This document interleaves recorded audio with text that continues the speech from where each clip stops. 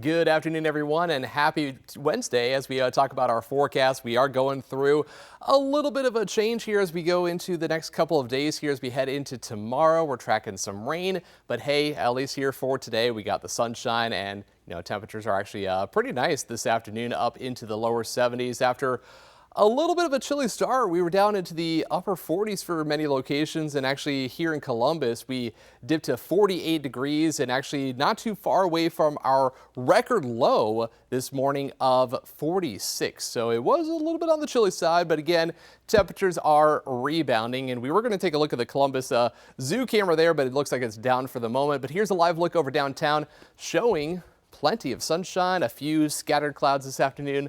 Nothing to worry about. We don't have any rain in the forecast today, but that will be the story here by about this time tomorrow. Some rain is in the forecast, but for now, 73 is our current temperature, and that's what it feels like because we don't have any humidity to worry about. That's been gone for really the last several days. Of course, we had it earlier, last week. We had temperatures back up in the 80s. We had the humidity around.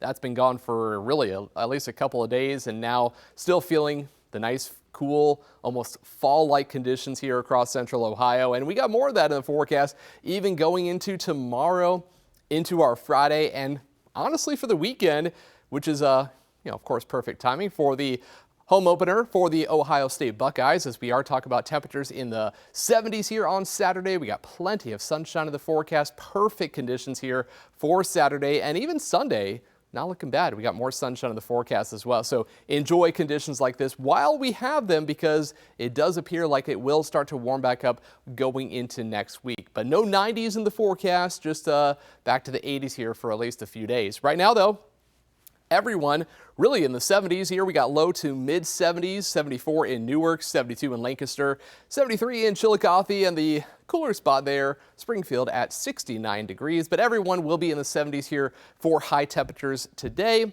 and likely going to see that again tomorrow, though some areas to the north and west of Interstate 71 maybe just a touch cooler, where we're going to see the clouds building in sooner and the rain moving in sooner. So likely going to see 70s here tomorrow across areas south of I-70, but to the north and west, Kenton, maybe Marysville, Marion, could be stuck in the upper 60s depending on when those clouds move in, and of course the rain as well. But not tracking any of that here today or even into tonight. We'll see a few scattered clouds this evening into the overnight hours, but notice our temperatures cooling down quickly. Through the 70s here, we'll see about a high around 74, 75 degrees for today. And then by 9 p.m. down to the 60s. And then after midnight, we're back into the 50s. And we should stay in the low 50s here for tonight. I think a few places could dip into the upper 40s, but not going to be quite as cool as it was here this morning. Meanwhile, as we look at the radar picture, we're not tracking any rain here for today. Satellite and radar also looking fairly good, as we got a little bit more cloud cover here towards the north and east, areas around Cambridge, down towards Marietta and into Pennsylvania. A lot more cloud cover and even a couple showers there. But as we zoom things out and look more towards the north, this is our next weather maker, and this is a cold front that is moving in from Canada, and this is going to bring us the chance for some rain. It's also going to bring us a reinforcing shot of this cooler air as we get highs still in the 70s, maybe upper 60s for a couple places here tomorrow and on Friday. But what you will notice is our temperatures will get even cooler going into Friday night. We'll see lows back in the 40s, but it quickly changes as we get southerly winds building back in here for the weekend. So we are back to highs in the mid 70s on Saturday, and likely upper 70s going into our Sunday, before we see even warmer conditions looking ahead to next week. And we'll get a check of that coming up here in our 7-day forecast. Meanwhile, as we go through the hour-by-hour forecast for the rest of today, looking pretty quiet. Clear skies are in the forecast overnight, a few scattered clouds. And here we are through the morning hours. Notice the cloud cover arriving around midday and a little bit sooner to the north and west, and that's why these areas could be a little bit cooler, stuck in the upper 60s for temperatures tomorrow afternoon. Clouds move in, and so do the rain showers here as we get closer to about 2 o'clock, seeing that rain building into the Columbus metro. Rain showers not going to be overly heavy, but scattered rain showers are expected here along I-71 by 2 p.m. continues to build through, and eventually it will taper off, and we're looking at drier conditions here by tomorrow night into our Friday, back to more sunshine and really just some more nice weather. So we'll take it here this time of year. Of course, we know it could be, really hot. We could have high temperatures in the 90s. None of that in the forecast here for quite some time. 74 for today, winds northwest at 5 to 10. Tonight, mostly clear skies, a low around 52 with the winds pretty light as well, about 5 to 10 miles per hour. And then looking ahead to our 7-day forecast, there's that chance for rain here tomorrow. Again, best timing for that is going to be the late morning to the north and west of I-71. Afternoon for areas around Columbus, and points to the south and east here for tomorrow. So that will keep our temperatures a little cooler for the day. Highs are still into the low 70s here for your Thursday, and we'll keep the low 70s in the forecast here as we head into our Friday as well. And then as we go into the weekend, though, temperatures are looking better here. Saturday again for game day, we got sunshine and a high of 74 degrees. We're into the upper 70s here by Sunday.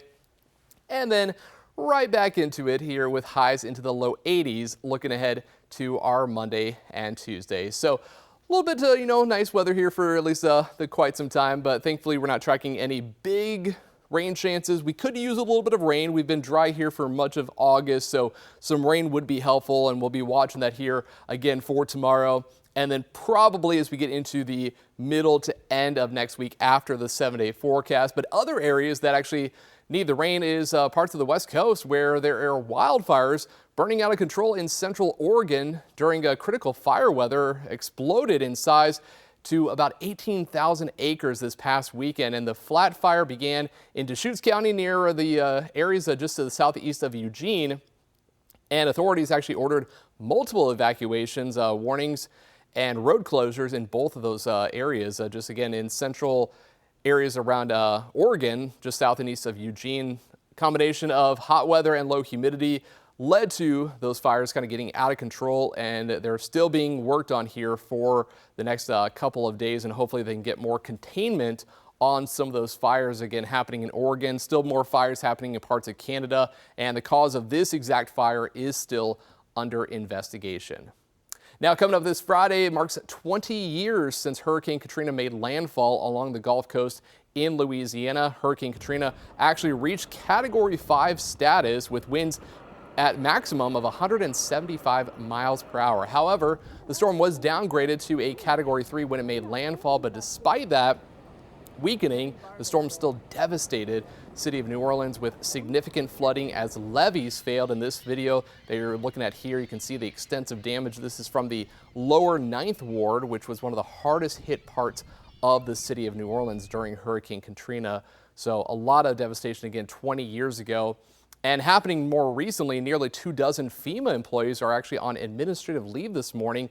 And those are after they raised concerns to Congress that the Trump administration's cuts could actually reverse some of the progress made to emergency management following Hurricane Katrina. And they fear the cuts could cuts to FEMA could hurt the agency's response in the middle of a crisis during the middle of hurricane season. The letter was sent just days before the 20th anniversary, again coming up here on Friday, of Hurricane Katrina. More than 1,800 people died, and massive failures in federal response moved Congress to pass the Post-Katrina Emergency Management Reform Act to better FEMA's response during types of situations like that. And FEMA's acting press secretary said in a statement that the agency is committed to ensuring FEMA delivers for the American people. So going to be watching that, of course, here. And we're also watching things with the climate in this week's Climate Watch report. New data is suggesting that the risk for wildfires is increasing across the nation due to our changing climate. Jesse Mitchell reports.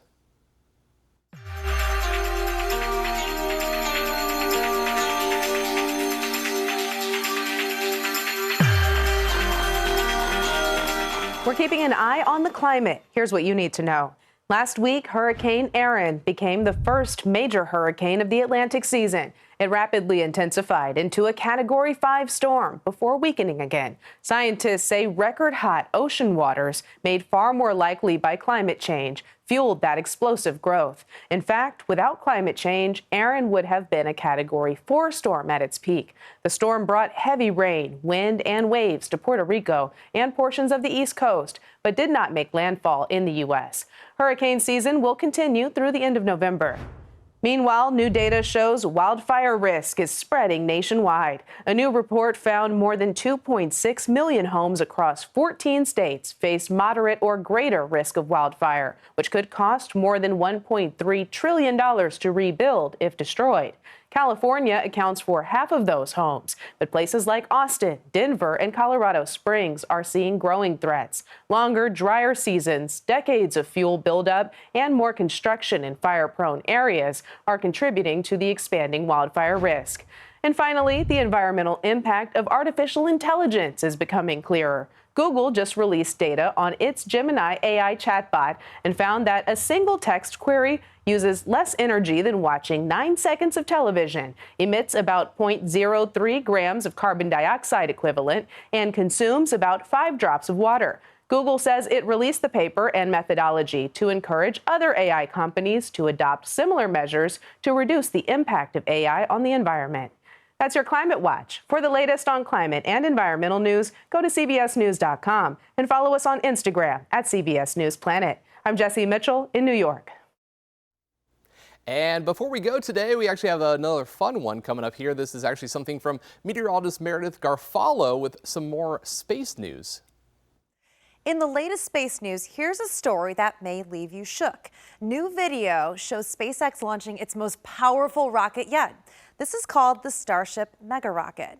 It launched Tuesday night out of Texas, the Super Heavy booster. By the way, it has 33 engines and it produces as much thrust as 64 Boeing 747s combined. And in case you did not know this, NASA is counting on SpaceX missions to win the 21st century's space race. In 1969, history's first moonwalkers were Apollo 11 astronauts rather than Soviet cosmonauts. More than a half century later, NASA needs Starship's lunar lander to return astronauts to the moon's surface. To reach the moon, Starship will need to first top off at an orbiting gas station. Now that will require rapidly launching 10 or more tanker ships to deliver propellant. In-space refueling at this scale, it's never been tried before.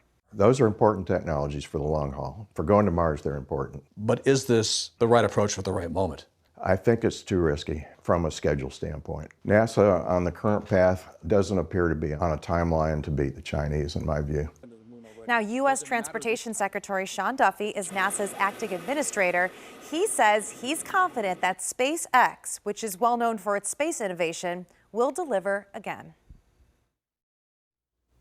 Really cool to see that, and also going to be interesting to see how some more of those space missions end up over the course of the next couple of months. So that'll do it for us here today. Thanks again for joining us here for another Weather Impact Show here on 10 TV Plus. Coming up later on tonight, Chief Meteorologist Jerry Marks will be in with the latest weather updates. So until then, you can catch more news and weather online at 10tv.com.